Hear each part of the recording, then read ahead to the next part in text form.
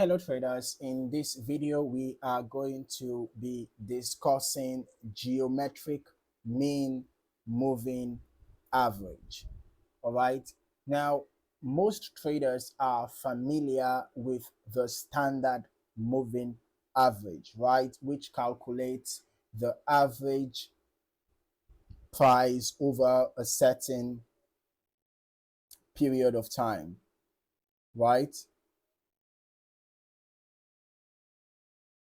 But the geometric mean moving average is a bit different.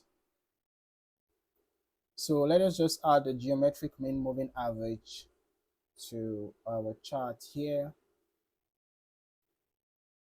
All right.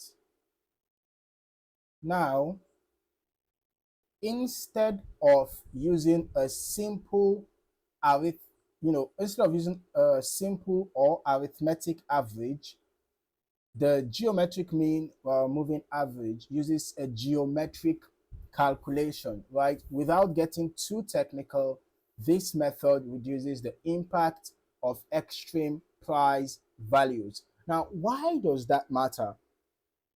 In volatile markets, large price spikes, can distort a regular moving average, making it less reliable. But then the geometric mean smooths out those extremes, giving a more balanced view of price movement. So this can help traders better identify uh, the true direction of the trend. Just like other moving averages, it can be used to identify trend direction, dynamic support and resistance, or crossover signals.